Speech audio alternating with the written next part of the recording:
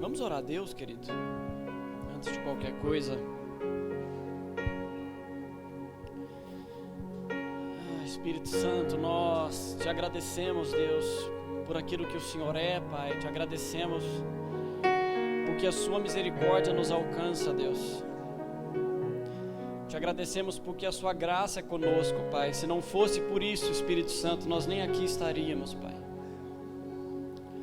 Nós estaríamos perdidos, Senhor, entregues, Pai, às nossas vontades, às nossas paixões, Pai. Mas o Senhor nos resgatou, Espírito Santo, e nós te louvamos por isso. Obrigado por nos tirar de onde estávamos, Pai, e nos colocar onde estamos hoje, Senhor. Mas nós estamos com sede, Pai, nós queremos ir mais fundos no Senhor, Pai. Nós queremos te conhecer mais, Deus, nós queremos te amar mais, Deus. Nós queremos conhecer o seu coração, Senhor. E nós te pedimos isso, Espírito Santo, porque não há ninguém que não conheça o teu coração, Senhor, que é maior do que o teu Espírito, Deus, que possa nos ensinar. Que o Senhor ministre sobre nós nessa noite, Deus. A tua palavra diz que o Espírito do homem conhece as coisas do homem, Pai, e o teu Espírito conhece as coisas de Deus. E que sejam elas que sejam trazidas nessa noite, Pai, que sejam elas que sejam acrescentadas a nós nessas noites, Espírito Santo. Em nome de Jesus, Deus, que o Senhor venha edificar a casa, Pai, senão inútil é o nosso trabalho, Pai. Inútil é o nosso esforço, Senhor. Que o Senhor venha sobre esse lugar, Deus, em nome de Jesus, Senhor. Amém. Amém, gente. Eu tentando virar o iPad aqui, ele não vira. Eu fiquei responsável, né? O pastor pediu para que eu trouxesse uma palavra para vocês nesse seminário também, a respeito de governo e especificamente o seu desdobramento, a sua importância, o seu peso que o governo exerce sobre a nossa casa, sobre o nosso lar, sobre a nossa família. E ao longo desses dias, já faz um tempo isso, mas é como se Deus ele tivesse aberto os meus olhos de uma forma diferente, sabe? Não era porque eu sabia de alguma forma que eu ia ministrar aqui nesse seminário, que eu ia falar para vocês a respeito de governo, mas cada vez mais que eu entendia em Deus isso, que eu ia me aprofundando nisso, eu ia entendendo o peso e a importância disso, de como Deus valoriza essas coisas, de como Ele espera que nós entendamos isso de todo o coração, porque aquilo que Ele vai fazer na terra, querido, aquilo que o reino dEle vai ser implantado nesse lugar, aquilo que nós vamos estabelecer, depende de nós entendermos estes princípios e andarmos debaixo deles. Como a Lely falou ontem, depende de nós sim, o Senhor precisa de nós sim, o Senhor conta com nós sim. E Ele não conta com nós apenas como indivíduo, Ele conta com nós como uma casa, como uma família que representa algo. E nós precisamos entender esse lugar. Eu queria que nós começássemos abrindo a Bíblia em Malaquias no capítulo 4. Eu sei que é um texto muito conhecido, pelo menos aqui para a nossa realidade, mas eu queria começar por ele. Quero ler o capítulo 4 inteiro, amém? Pois eis que vem o dia e arde como fornalha. Todos os soberbos e todos os que cometem perversidade serão como restolho. O dia que vem os abrasará, diz o Senhor dos Exércitos, de sorte que não lhes deixará nem raiz e nem ramo. Mas para vós outros que temeis o meu nome, nascerá o sol da justiça, trazendo salvação nas suas asas, ou trazendo cura nas suas asas, dependendo da sua versão. Saireis e saltareis como bezerros soltos da estrebaria. Pisarei os perversos, porque se farão cinzas debaixo das plantas de vossos pés, naquele dia em que preparei, diz o Senhor dos Exércitos.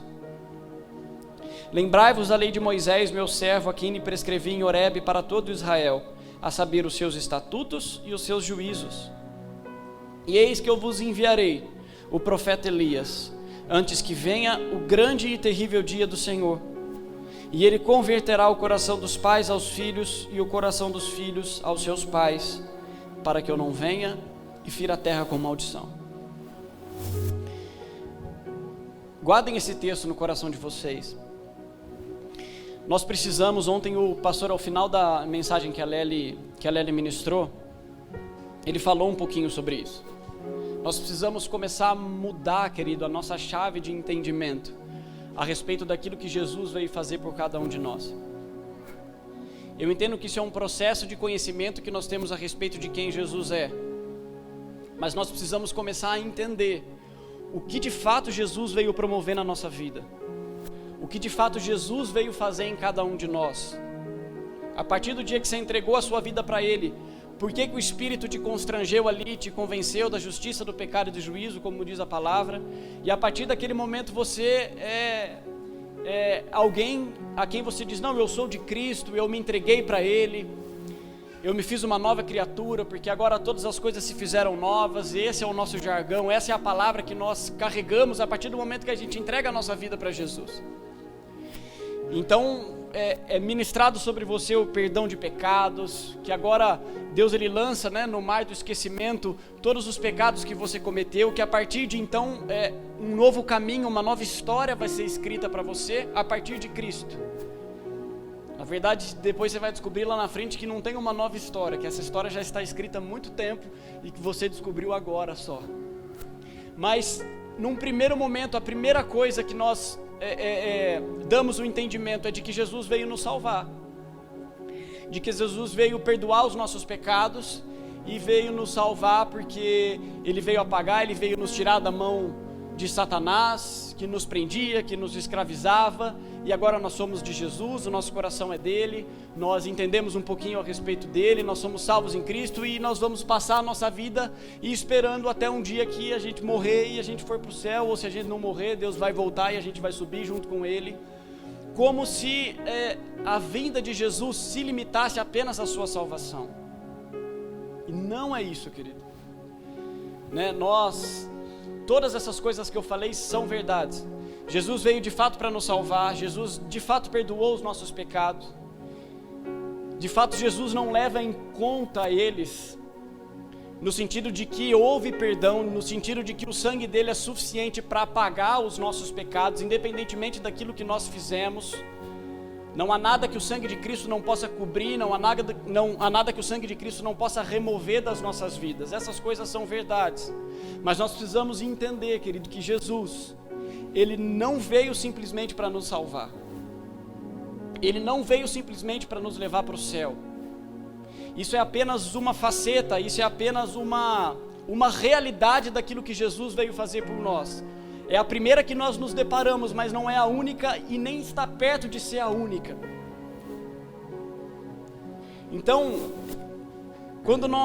eu gosto demais, eu lembro que desde o começo da minha conversão, eu ouvia muito o pastor Luciano Subirá, muito mesmo. O pastor também, nós ouvíamos muito, nós gostávamos muito. E eu gostava demais das mensagens que ele pregava, que ele trazia coisas a respeito do Antigo Testamento. E ele elucidava aquilo, trazia claridade a respeito daquelas coisas que, na maioria das vezes, quando nós lemos o Antigo Testamento, às vezes elas não fazem muito sentido para nós. Ou qual a razão de nós lermos aquelas coisas, qual a razão de nós aprendermos a respeito daquelas guerras, qual é a razão de nós aprendermos a respeito daquelas histórias de reinado, de juízes, de tudo aquilo que a gente lê, que leva quase toda a Bíblia. O Novo Testamento comparado com o Antigo é muito curto em número de páginas e de conteúdo. E qual é a razão daquilo? Mas a palavra fala em Romanos, no capítulo 15, eu não vou lembrar o verso agora, mas ele diz que tudo quanto foi escrito para o nosso ensino foi escrito, ou seja, todas as coisas que estão no Antigo Testamento, elas foram escritas porque elas guardam em todas essas histórias um ensino para cada um de nós. Então ele não está lá à toa, Deus não permitiu que o Antigo Testamento estivesse lá à toa, ele tem o seu lugar de importância. Em Hebreus, no capítulo 10, a Bíblia fala que ele é a sombra dos bens que haveriam de vir, falando a respeito de Cristo. Ou seja, todo o Antigo Testamento aponta para uma realidade que é Jesus. Então todos os rituais que nós vemos, todas as tradições que nós vemos, todos os estatutos que nós lemos, todos os mandamentos que estão contidos na Antiga Aliança, eles apontam para Cristo. Eles têm o seu lugar de ensino, mas eles apontam para uma realidade que é Jesus. E você vê Paulo falando muito a respeito disso, a respeito do cordeiro que era oferecido em sacrifício de pecado, E depois nós vemos Jesus, João Batista apontando para Jesus e falando: eis o Cordeiro que tira o pecado do mundo. Ou seja, ele traz um ensino a respeito do Antigo Testamento, que a sua realidade, ela era vista na vida de Jesus. A circuncisão que era feito no prepúcio de todo homem, que falava a respeito da aliança que Deus fez com Abraão e com seus descendentes. A Bíblia fala que agora a circuncisão é do coração, mas a circuncisão continua válida ainda. Aquilo que foi feito no Antigo Testamento tem ainda o seu ensino. Então, quando nós olhamos para o Antigo Testamento, nós precisamos ler o Antigo Testamento com esse entendimento, que não são apenas histórias que nós devemos passar aos nossos olhos e falar: essas coisas talvez não tenham importância. Sim, elas têm o seu lugar de importância.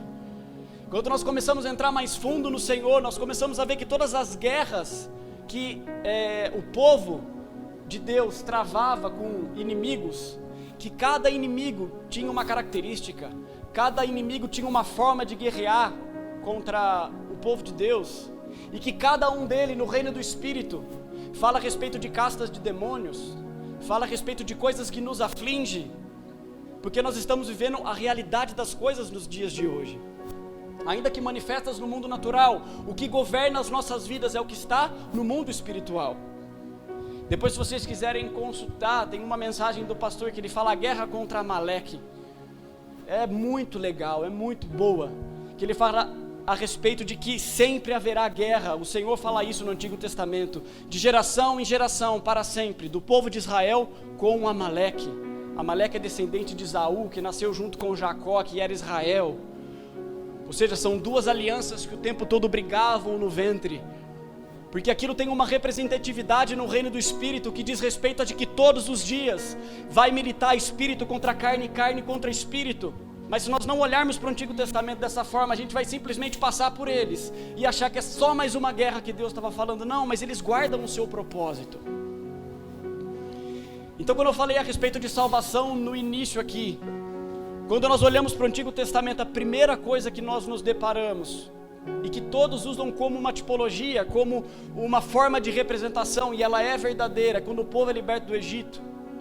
Então, o povo escravo, descendente de Abraão, escravo por 400 anos numa terra, e Deus levanta Moisés como um libertador, para que aquele povo fosse liberado, para que aquele povo saísse debaixo da opressão de Faraó, que tem a representação de Satanás sobre as nossas vidas, que nos oprimiam com as coisas, e simplesmente Deus levanta um homem chamado Moisés, que faz a figura de Cristo ali, como um libertador, alguém que vai à frente e tira aquele povo do Egito. Com um braço forte, a Bíblia fala que os tirou de lá. Pela graça, Deus os tirou daquele lugar.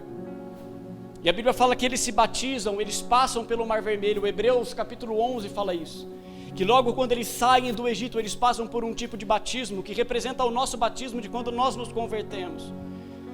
Nós passamos, assim como eles passaram pelo Mar Vermelho, depois que eles receberam de Deus a sua libertação, nós também nos batizamos. Mas Deus, ele caminha, querido, e ele não termina a história com o povo de Israel por aí. A história com o povo de Israel continua. A primeira coisa que Deus faz é tirar eles do Egito. Isso é em Êxodo. Eu não sei se você sabe, mas tem toda uma história para frente, aonde Deus fala assim: olha, eu preciso falar para vocês que eu tirei vocês do Egito, mas não foi simplesmente para salvá-los, e não foi simplesmente para tirar de sobre vocês a carga que oprimia, aquilo que vocês sentiam no Egito. Eu não tirei vocês daquele lugar simplesmente porque vocês eram escravos, e eu tive vontade de tirar vocês de lá. Eu fiz uma aliança com Abraão, e na aliança que eu fiz com Abraão, eu prometi para ele que eu ia levar ele para Canaã.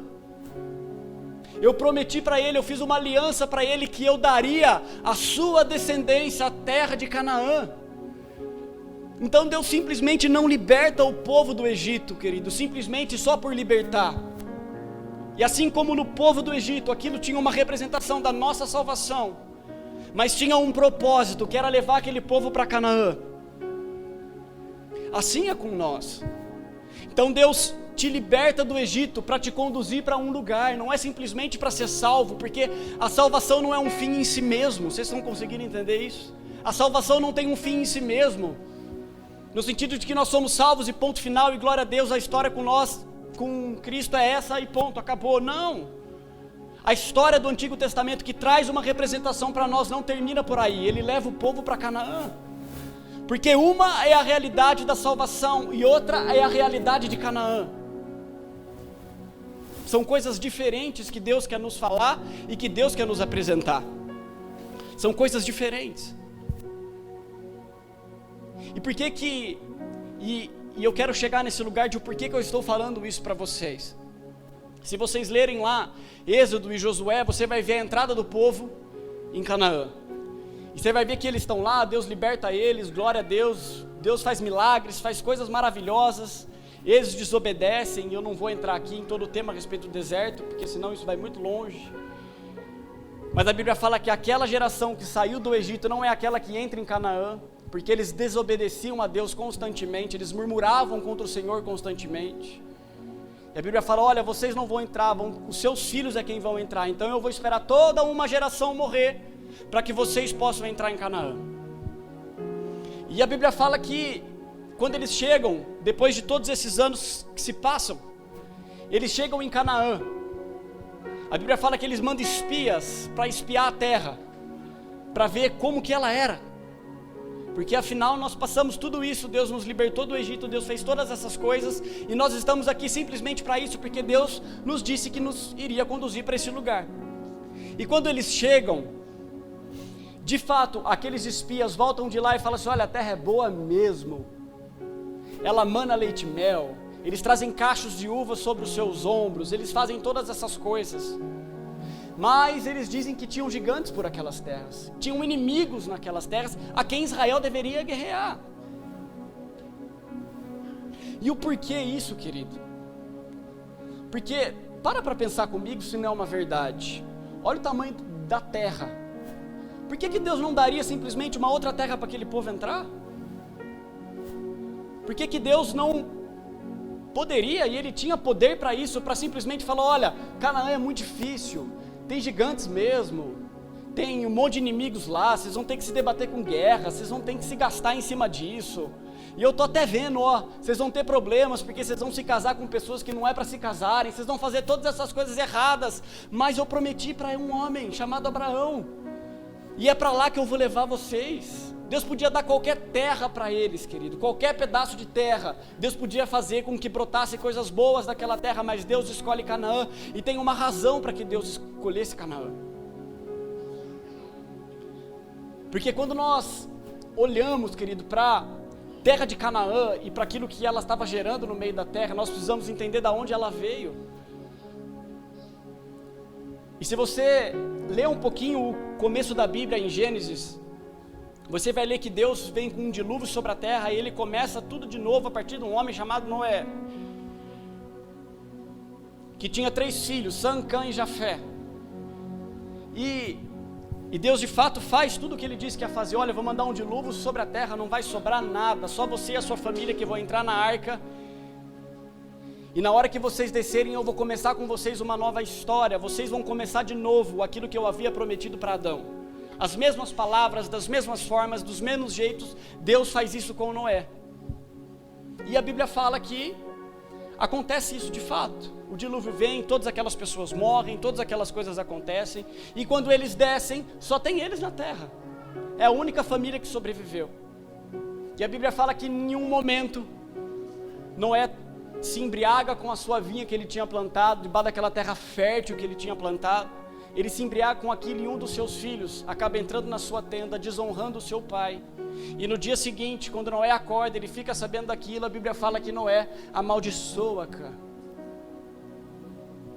E a partir daquele momento ele fala, maldito és tu, Cã, servo de servos tu será. Maldito és tu, Canaã, servo de servos tu será. E aquele filho, independentemente se está certo ou se está errado a respeito daquilo que ele fez, mas aquele menino aquele filho sai errante por sobre a terra, levando sobre si e carregando sobre si uma maldição, colocada sobre o próprio pai, que o próprio pai liberou sobre a vida dele. Então a partir daquele momento um vínculo de paternidade é quebrado em relação de Noé com Cã. E Cã sai por aquele lugar, sai pela terra, levando sobre si aquilo que lhe era proposto, aquilo que o próprio pai havia profetizado e declarado e destinado sobre a vida dele: maldito tu serás sobre a terra. E ele era Canaã, e aquilo se estabelece sobre a vida dele.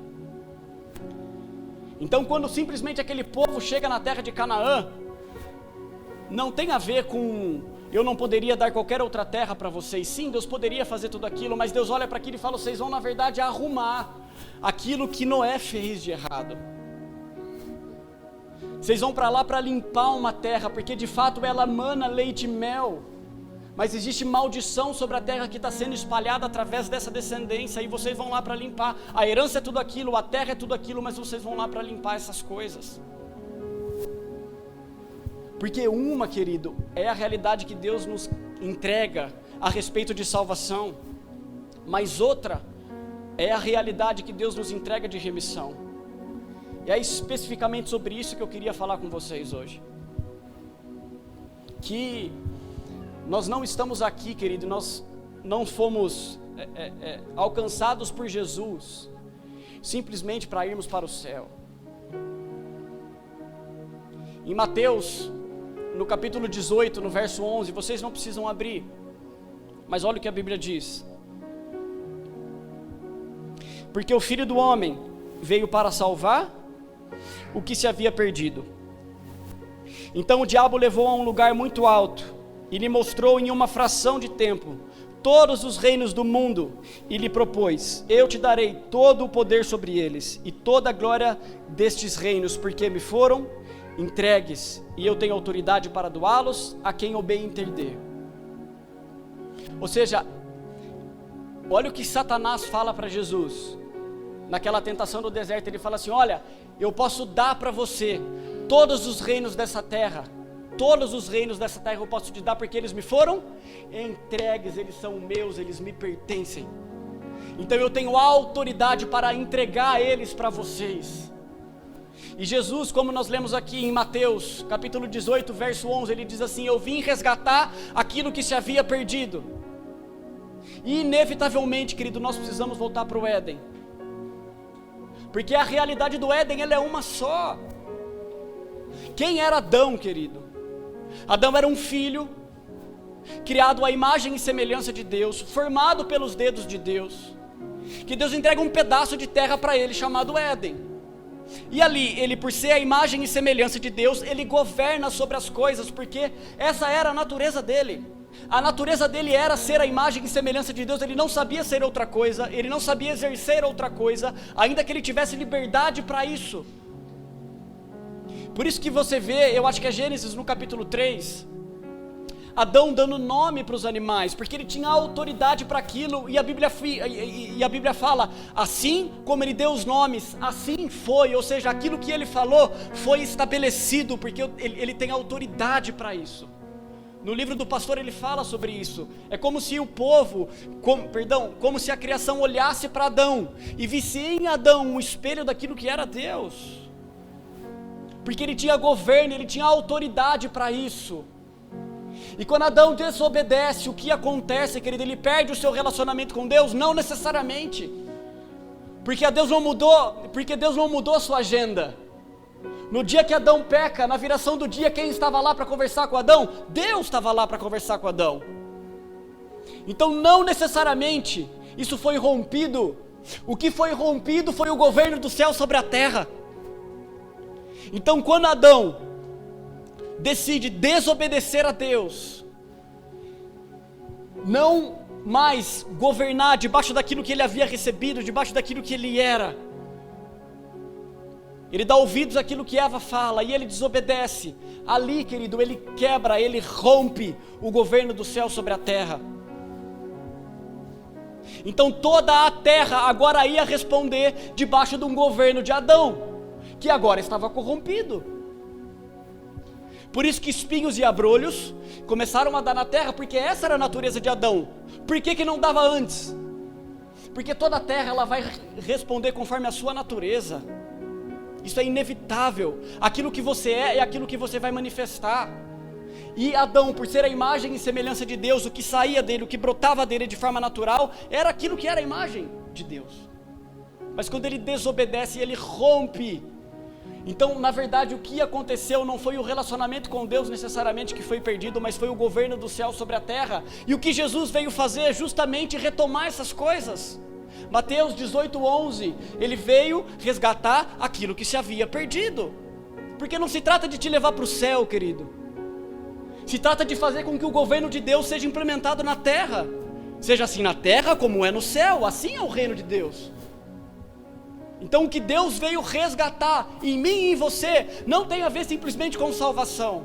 Não tem a ver com te levar para o céu. Tem a ver com trazer o céu em você e você trazer o céu sobre a terra. Porque ele veio restabelecer essas coisas, ele veio estabelecer isso, ele veio resgatar isso.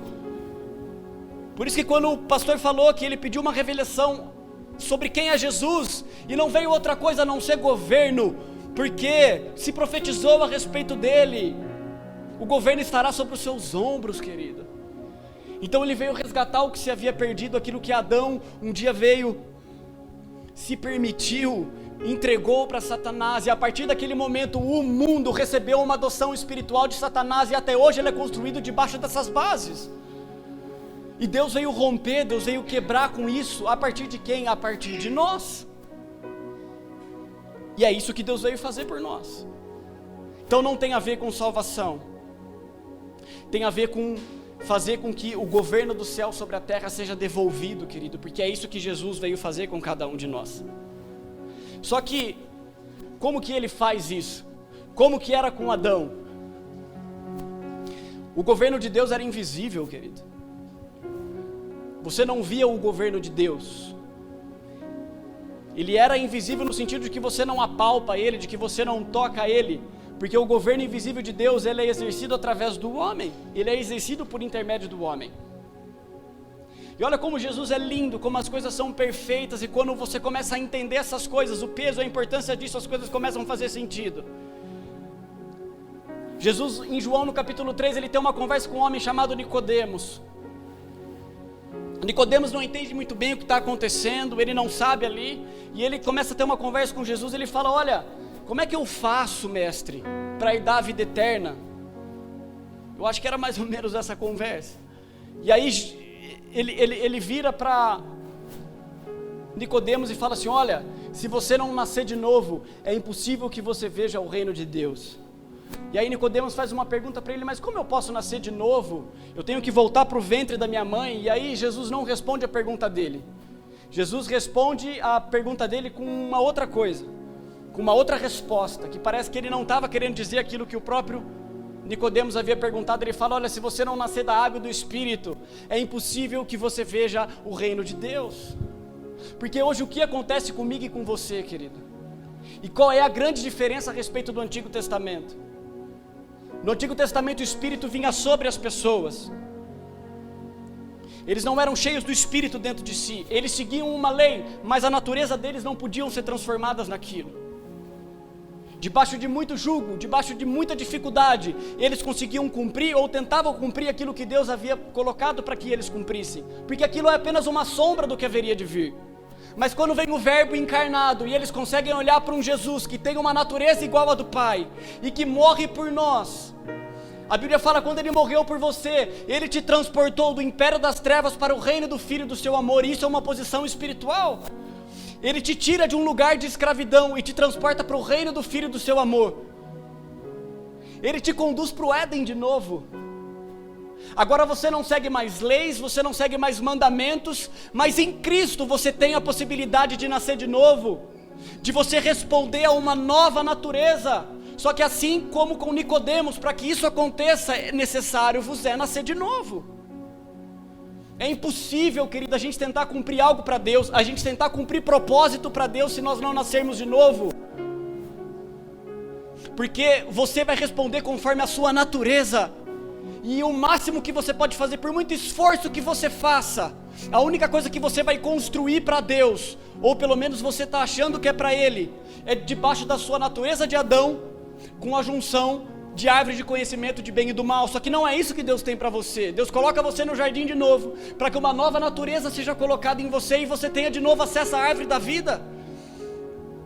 E aí em Lucas, no capítulo 17, Jesus volta para isso, e ele fala assim, olha, não acreditem naqueles que dizem que o reino está aqui, está lá, porque o governo de Deus é invisível, ele está dentro de vós. Isso não quer dizer que não vai ter manifestação do reino de Deus, porque quando João Batista está na cadeia, ele tem dúvidas de quem é Jesus, ele pergunta, ele fala assim, olha, você é o Cristo mesmo que haveria de vir? E Jesus fala para ele, diga para João, que os cegos estão vendo, e que os surdos estão ouvindo, ou seja, ele fala de coisas visíveis a respeito do reino de Deus. Mas ainda que seja visível, querido, isso é um produto que vem de dentro, de uma natureza que foi transformada. Sabe como? O Espírito vinha sobre João Batista, e quando ele está na cadeia, ele duvida de quem é Jesus. Mas Paulo, com o Espírito dentro, quando ele está na cadeia, o Espírito fala, adore, e ele adora. E isso tem capacidade de romper coisas, porque agora o Espírito não mais está sobre as pessoas, está dentro de mim e de você. E ainda que seja dentro de mim e de você, continua sendo uma escolha. O homem tem escolhas, ainda que você retornou ao Éden, ainda que existe toda essa possibilidade, é uma escolha minha ou sua, ser guiado por esse Espírito.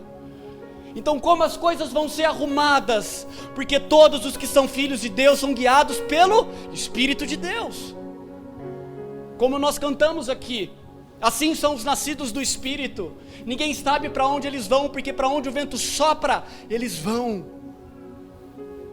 Mas por que eu estou falando todas essas coisas para você, querido? Porque todas elas têm um propósito.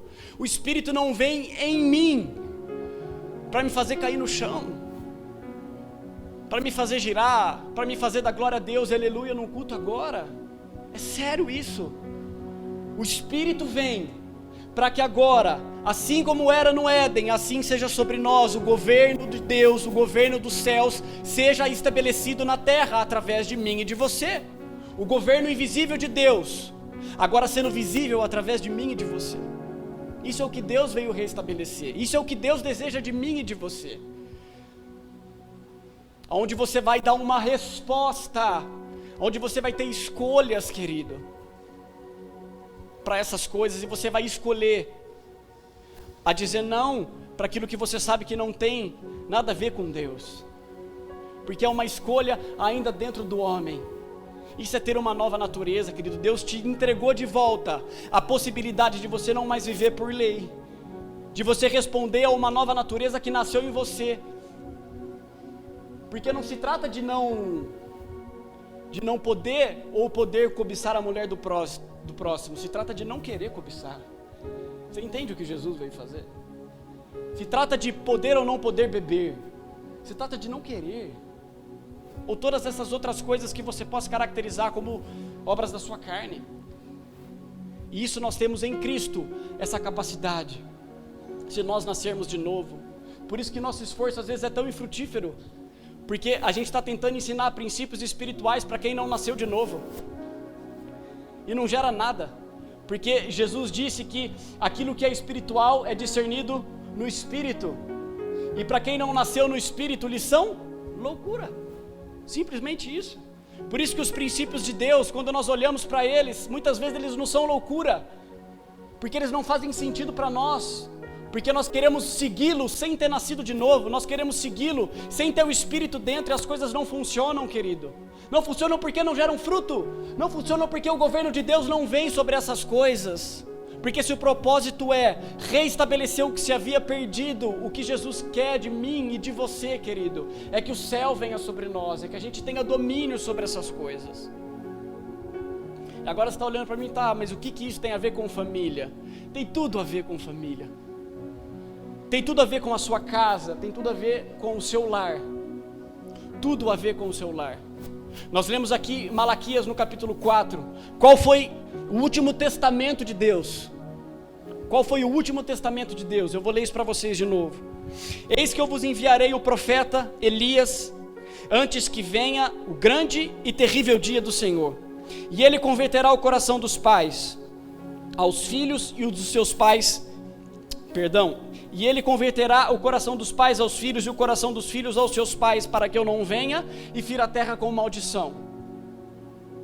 Aí, nós lemos Jesus, deixa eu ler isso para vocês.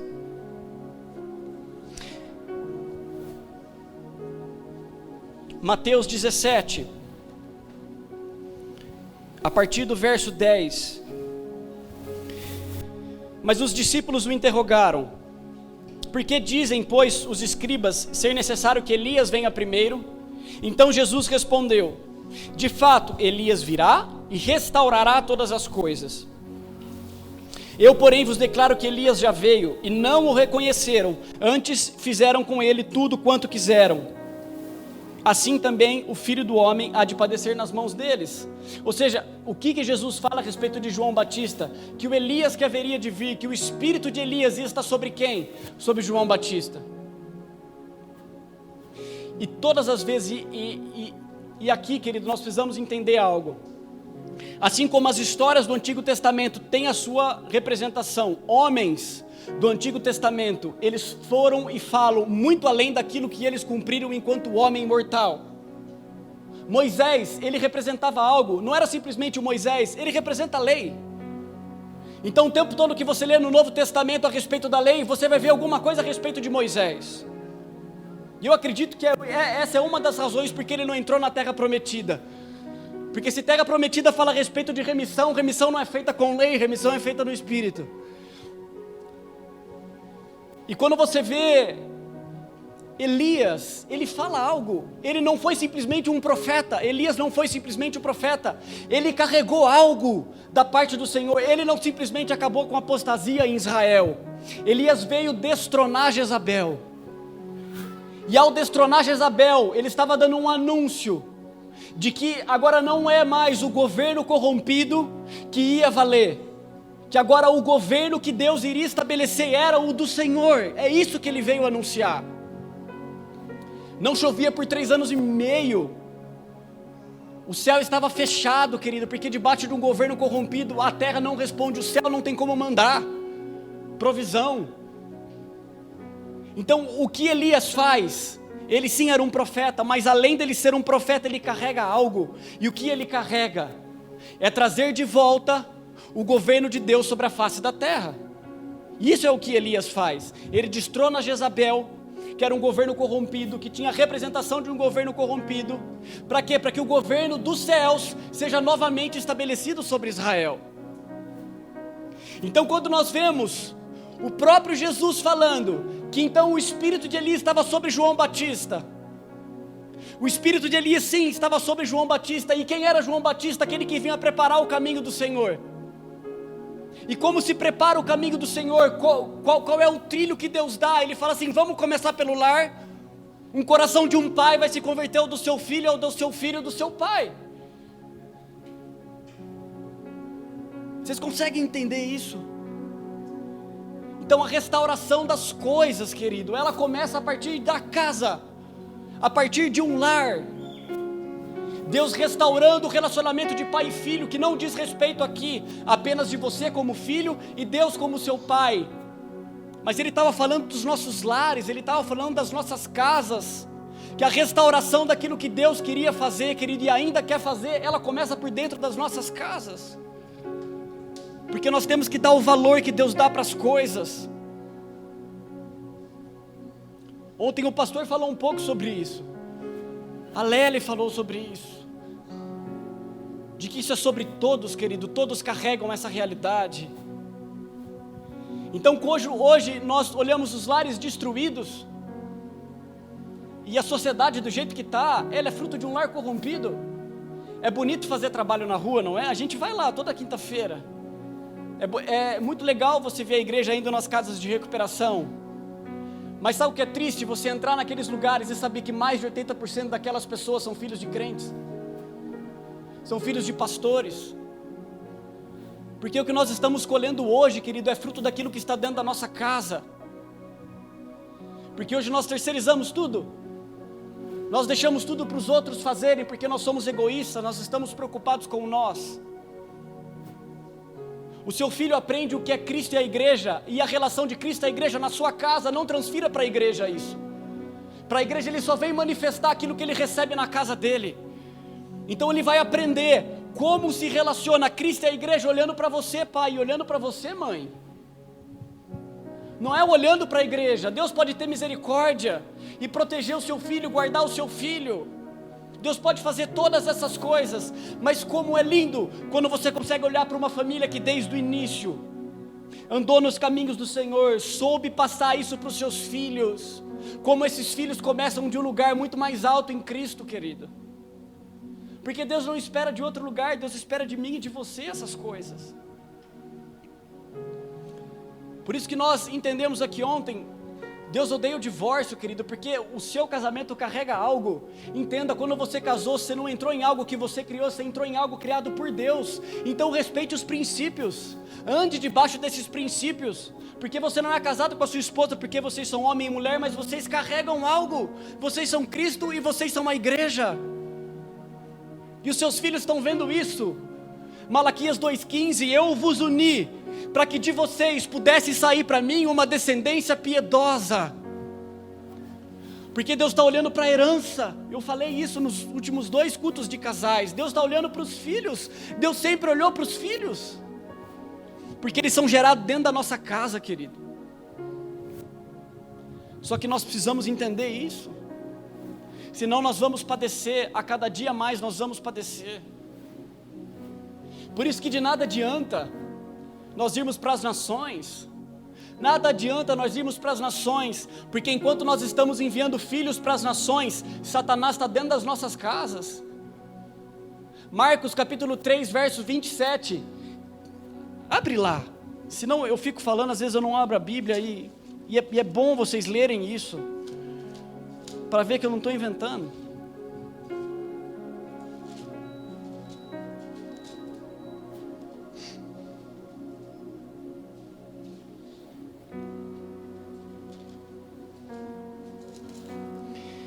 Marcos capítulo 3, a partir do verso 20 nós vamos ler. Então ele foi para casa, não obstante a multidão afluiu de novo, de tal modo que nem podiam comer. E quando os parentes de Jesus ouviram isso, saíram para o prender, porque diziam, ele está fora de si. Os escribas que haviam descido de Jerusalém diziam, ele está possesso de Beelzebu, e é pelo maioral dos demônios que ele expele os demônios. Então, convocando-os, Jesus lhes disse, por meio de parábolas, como pode Satanás expelir a Satanás? Se um reino estiver dividido contra si mesmo, tal reino não pode subsistir. Se uma casa estiver dividida contra si mesma, tal casa não poderá subsistir. Se, pois, Satanás se levantou contra si mesmo e está dividido, não pode subsistir, mas ele perece. Ninguém pode entrar na casa do valente para roubar-lhe os bens, sem primeiro amarrá-lo, e só então lhe saqueará a casa. O que Jesus estava querendo dizer com isso, querido? Que de nada adianta nós tentarmos fazer alguma coisa, querido, se dentro das nossas casas, o valente, ele não for amarrado, ele não for contido, ele não for expelido. Então nós vamos para as nações, as nações foram nos dadas por herança, mas para quê? Para nós irmos lá e espalharmos o quê? Porque enquanto nós estamos tentando fazer a obra do Senhor, querido, as nossas casas elas estão destruídas. Os pais esqueceram os seus papéis, as mães esqueceram os seus papéis, as coisas estão invertidas. E assim como foi no tempo de Elias, querido, o céu não responde, simplesmente não responde. A Bíblia fala que os dias do fim seriam como os dias de Noé, onde as pessoas se davam em casamento umas às outras, ou seja, o valor do casamento havia se perdido. E ele diz que também seriam como os dias de Ló, onde as pessoas compravam, vendiam, negociavam. É os dias que nós estamos vivendo hoje, tudo tem um preço, tudo tem um valor. Então os pais saem de casa achando que trazer provisão para sua casa é tudo aquilo que eles fazem. Afinal de contas, se tiver algum problema, não tem problema, eu terceirizo isso. Eu estava falando com o Denis um pouco antes do culto, ele falando que uma das pessoas que ele conhece é consultora do sono, e pais contratam elas, para que elas consigam fazer os seus filhos dormirem. O que eu estou querendo dizer com isso, querido, nós não estamos mais assumindo responsabilidade nenhuma. Nós estamos deixando de ser aquilo que Deus nos chamou para fazer, e quando nós perdemos isso, nós perdemos o propósito. Nós temos filhos para quê? Para colocar eles em frente da televisão e do celular porque eles estão dando trabalho? Eles estão sendo discipulados por alguém, querido. Se você não governa, eu preciso te dizer, alguém está governando. Porque não existe nada sem governo. Então, se nós não estamos assumindo, alguém está assumindo por nós. Essa é a proposta do rei de Sodoma, entenda isso. Isso é vigente para os nossos dias. Abraão vence a guerra dos 4 reis contra 5. Ele encontra o rei de Melquisedeque, que é uma representação de Cristo. E a Bíblia fala que logo depois que eles ceiam, ele encontra o rei de Sodoma. E o rei de Sodoma vira para Abraão e fala assim: olha, fica os bens para vocês, pode ficar tudo para você, tudo que é de valor, tudo que é material fica, me dá as pessoas, pode me dar, eu cuido delas. E o rei de Sodoma tem feito isso dentro dos lares. Isso ainda é oportuno. Ele vira para os pais e fala assim: pode buscar o que você quer buscar. Você quer trocar de carro esse ano? Troca. Mas você sabe que vai custar algo na vida do seu filho. Porque você está dando mais importância para coisas, querido, do que para de fato aquilo que tem que ser estabelecido dentro da casa. O problema não é trocar de carro. Entenda isso, isso não tem nada a ver. O problema é quando nós começamos a não dar os valores para as coisas como elas devem ser dadas. E nós perdemos a essência, nós perdemos o propósito. Querido, a igreja primitiva, ela era uma igreja de casa em casa. Eles iam uma vez para o templo, mas ela acontecia nas casas. Porque isso é algo que Deus quer trazer. Porque de nada adianta, querido, se o Senhor não edifica a casa, em vão vos será acordar cedo. Em vão vos será acordar cedo. Então, pais, mães, vamos entender o nosso papel, vamos entender os nossos princípios, vamos entender aquilo que nós carregamos. Porque se nós queremos que o governo dos céus venha sobre a terra e seja estabelecido sobre a terra, as coisas vão começar a serem aliadas dentro das nossas casas. O governo vai começar dentro das nossas casas. O governo da forma correta. Nós nos colocamos nos lugares corretos. E lógico que é difícil, querido. Eu não estou falando que é fácil. Para que o governo de Deus fosse estabelecido de novo, isso custou muita coisa para Elias. Elias teve depressão. Custou a saúde dele, porque a partir dele coisas aconteceram, ele representava algo, e com você e com nós é a mesma coisa. Deus me falou aqui no começo do culto, que ele me viu com uma chave dourada na mão, porque eu sou o primeiro da minha casa que me posiciono nesse lugar. O inferno vai vir com tudo para cima de mim, mas se a partir de mim, eu entender o custo, e eu não olhar para isso, entendendo o que Deus quer fazer, querido, e o que o Senhor vai fazer, Ele está olhando para a minha posteridade, Ele está olhando para a minha geração, Ele está olhando para a minha linhagem, então eu pago o preço que tenho que pagar. Se eu sou o remidor, se Deus nos levantou como remidor, então se posicione, entenda, Jesus não veio te salvar só. Não é isso que Ele veio fazer simplesmente, então assuma essa posição.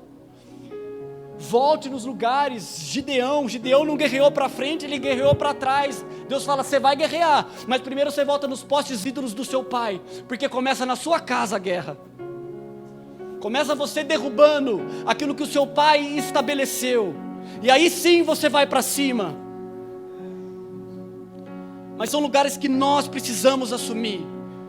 Então entenda o que você carrega, querido.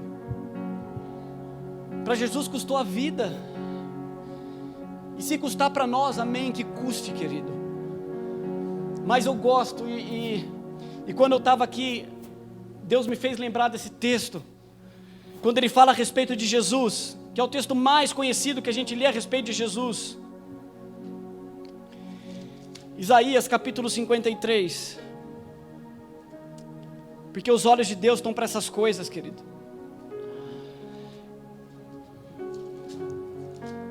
Isaías capítulo 53. A partir do verso 10. Todavia o Senhor agradou moê-lo, fazendo enfermar, quando der ele a sua alma como oferta pelo pecado. Olha o que Deus fala: verá a sua posteridade e prolongará os seus dias. Ou seja, aquilo que Jesus fez não para nele, e a vontade do Senhor prosperará nas suas mãos, e ele verá o fruto do seu penoso trabalho e de sua alma, e ficará satisfeito. O meu servo, o justo, com o seu conhecimento justificará muitos, porque as iniquidades dele levará sobre si. E isso vale para nós, querido. Então, quando nós assumimos essa posição em Cristo, quando nós assumimos esse lugar em Cristo, querido, não importa o que possa custar, querido, porque vai começar por nós e talvez custe mais caro para você. Mas entenda, e eu creio nisso, eu comentei com a Carol esses dias, quando eu estava vendo uma família, e com as filhas já crescidas, e aquelas filhas falando a respeito de coisas do Senhor, pessoas quase que crianças, sendo batizadas no Espírito desde cedo, tendo revelações do Senhor, tendo a sua própria experiência com o Senhor. Eu imagino o coração daqueles pais olhando para aquilo e falando assim: eu vi o fruto do meu penoso trabalho. Porque o que eu faço, querido, não tem a ver comigo, tem a ver com a minha posteridade. Você entende que quando Noé, presta atenção nisso, quando Noé errou, ele amaldiçoa quem? Cã? Não, ele amaldiçoa Canaã. Ele não amaldiçoa Cã, ele amaldiçoa Canaã, ele amaldiçoa o filho, porque a desonra de um pai é colhida no filho. Por isso que Deus começa pelos lares, porque Deus não vai reconhecer uma paternidade que amaldiçoa os seus filhos. Ele fala: enquanto um amaldiçoa, a mim vai começar convertendo o coração dos pais aos filhos e dos filhos aos pais. E isso tem a ver com o governo, querido. Isso tem a ver com nós estabelecermos o governo do céu sobre a nossa casa, sobre as nossas vidas, sobre você em primeiro lugar. E se permita se colocar nesse lugar, querido.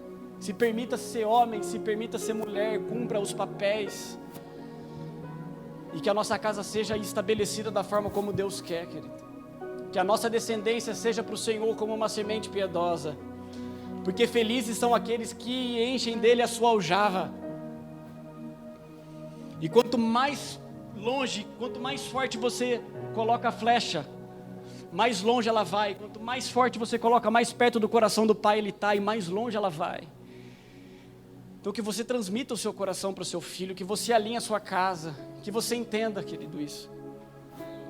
Não transfira as coisas, por favor, não terceirize as coisas, faça você. Pai, seja Cristo, mostre Cristo para o seu filho. Esposa, mostre a igreja.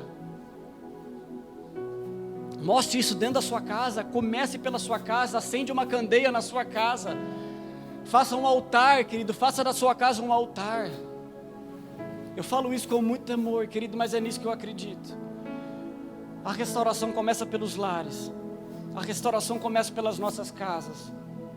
Nós vamos às nações, sim, mas nós vamos às nações, querido, quando Satanás não estiver mais nas nossas casas, e aí sim a gente vai levar, querido, o reino de Deus sendo estabelecido.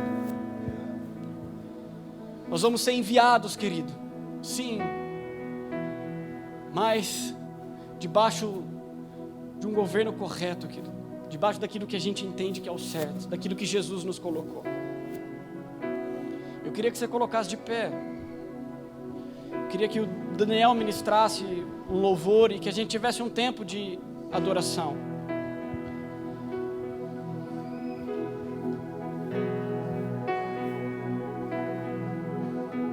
Que nós tenhamos muito temor, querido.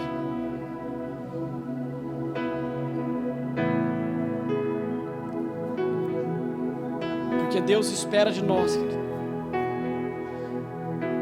Deus deseja de nós isso.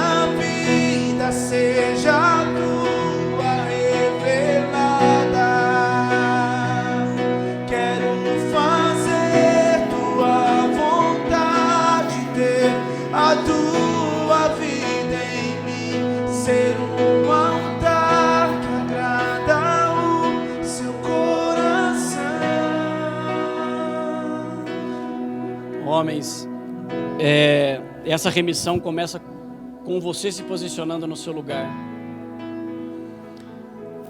Antes deles entrarem em Canaã, a Bíblia fala que eles precisam atravessar o Rio Jordão. E eles não atravessam mais o Rio Jordão debaixo do cajado de Moisés, querido. Mas os rios se abrem quando os pés do sacerdote tocam aquelas águas. Porque isso é uma responsabilidade minha e sua, querido. Ninguém vai abrir para você o rio, é você quem tem que entrar.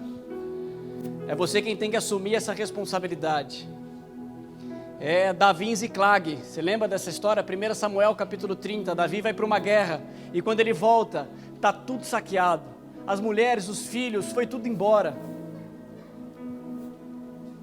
e Davi consulta Deus. Davi fala assim: meu Deus, o que acontece? Eu voltei de uma guerra, e parece que tudo foi perdido, as minhas mulheres e os meus filhos se tornaram servas, elas foram levadas embora, e a Bíblia fala que Davi manda trazer o colete sacerdotal. Davi não era sacerdote do turno daquela época, mas para sua casa, querido, para resgatar a sua mulher e os seus filhos, ele se coloca na posição de sacerdote, e ele vai buscar elas, querido, e ele vai libertar elas e trazê-las de volta para casa.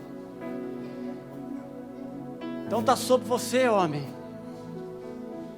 Assuma o seu papel, assuma o seu governo, seja sacerdote da sua casa, ordene a sua casa. Em nome de Jesus, querido, que você receba essa palavra.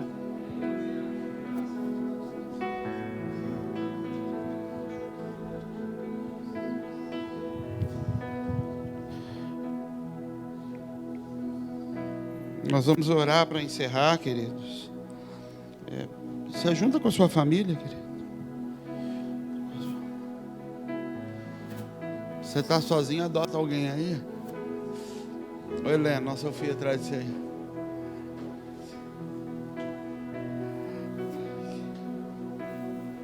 Vai lá, bonito.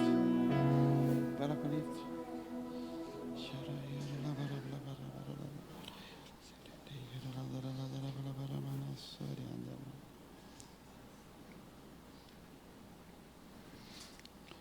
Remissão, querida, não é baseada em boa vontade apenas.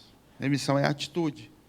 Da mesma forma que a maldição ela vem por um comportamento errado, por palavras erradas que foram lançadas, por comportamentos errados, a remissão também vem dessa forma. A remissão tem um preço a ser pago. E Davi entendia disso. Então Davi vira para Deus e ele fala: só não me tire o teu espírito. Pode levar a coroa, mas não me tire o teu espírito. E ele está disposto a largar tudo para trás para poder colocar as coisas em ordem. Então, da mesma forma que o Senhor teve que entregar sangue na cruz para poder pagar o preço do erro de um homem, nós vamos ter que fazer isso. Não com teu sangue, necessariamente, mas você vai ter que arrumar as coisas com a tua casa. Não basta falar com o Senhor. Você precisa pagar o preço a quem você deve, você precisa pedir perdão a quem deve. Você precisa reconstruir os caminhos que você quebrou. Você precisa alinhar as coisas. E isso é prático. Não basta apresentar um bom coração para o Senhor. Não basta confessar os erros para mim, para Deus. Isso não resolve nada. Isso tem que ser público. Isso tem que ser público diante de quem você deve. Diante dos filhos a quem você desviou do caminho, dos comportamentos que você vê nos filhos e que você reconhece que nasceram do teu comportamento. É para eles que você precisa pedir perdão. É para eles que você precisa começar a mostrar um novo modelo para que eles possam realinhar o caminho deles. E se eles já estão em idade ou já estão em locais em que isso pode não ter influência, tanta influência, porque eles já são aquilo que foi formado de você, é contar com a misericórdia de Deus. De que Deus pode tocar e transformar aquilo que, infelizmente, o pai, por ignorância ou por qualquer motivo, não fez da forma correta. Mas remissão começa com o homem assumindo responsabilidade, dizendo: eu vou arrumar, eu vou colocar as coisas em ordem. É assim que o Senhor pode começar a fazer. É assim que Deus pode começar a liberar a sua família. Não adianta você mandar palavras sobre a família e pedir para o Espírito ir lá. Ele não vai. Ele fala: eu mando um homem ir lá. Então o Espírito vem sim sobre a tua casa, quando você assume posição, quando você começa a liberar as suas palavras, novas atitudes, aí o Espírito vem e se move debaixo das tuas palavras, assim como Deus, haja luz, o Espírito vem e libera a luz. Nem Deus se utiliza da própria vontade para criar as coisas. Ele abre a boca e fala o que Ele quer. Ele libera as palavras, Ele começa a colocar as coisas em ordem. Se o Espírito não obedece sequer o pensamento de Deus, ele se move debaixo de palavras, porque você acha que com a gente vai ser diferente. Sua boa vontade não resolve nada. Seu desejo não muda nada, são as suas ações, suas atitudes. Amém, querido? Então, ora nessa noite, fala com o Senhor. E que nesses dias, nessa noite, nessa semana, você comece a procurar quem você deve. Você comece a se sentar com as pessoas a quem você precisa pedir perdão pelo que você gerou nelas, pedir perdão para os seus filhos, pelo que eles são, porque talvez eles são o que são pelos teus caminhos. Pai, em nome de Jesus, Senhor, nós sabemos que a Tua vontade é boa e perfeita, Pai, e é agradável também, Senhor. Nós sabemos que o Senhor é o maior interessado de que as casas sejam colocadas em ordem, Pai, de que as nossas famílias possam ser referência para o mundo, Senhor, para que a gente possa ser referência para os nossos vizinhos, para os nossos familiares. O Senhor é maior interessado nisso, Pai. Que a gente deixe de mostrar uma Bíblia debaixo do braço e possa mostrar um comportamento que se parece com Jesus. Que o Teu Espírito, Senhor, nessa noite, Senhor, comece a tocar, Senhor, comece a quebrar cadeias, comece a nos dar condições de enxergar, de perceber lugares que precisam ser arrumados, Pai. É em nome do Senhor Jesus, Pai. Nós sabemos que o Senhor é fiel para completar aquilo que o Senhor começou, Pai. Que o Senhor às vezes precisa abrir feridas para depois fechá-las. Que o Senhor às vezes precisa nos machucar para depois poder nos tratar e nos sarar, Senhor. Em nome de Jesus, Senhor, abre o nosso entendimento nesses dias, para que as nossas famílias, Senhor, possam ser lugares curados no Senhor, possa ser um reflexo do céu, Pai. Que nossa casa possa ser reflexo do céu nos lugares onde nós estamos estabelecidos, em nome de Jesus. Em nome do Senhor, Pai, nós repreendemos e rejeitamos toda maldição, Senhor amado. Todo espírito hereditário, Senhor, que tenta se apossar das nossas casas, Pai. E que cada pai nesse lugar, Senhor, cada mãe, cada homem, Senhor, cada ponto de governo que está aqui hoje, Senhor, possa assumir o seu lugar, Senhor, e tocar para fora, Senhor. E repreender de dentro da própria casa e da própria família aquilo que ainda governa, aquilo que ainda traz o passado, aquilo que ainda traz os nossos antepassados para dentro das nossas casas. Em nome do Senhor Jesus, Pai, é que nós oramos e te agradecemos, ó Deus. Amém, queridos? Que Deus abençoe. Vai na paz. Amanhã às 10 a gente está aqui para começar o culto, amém? Deus abençoe.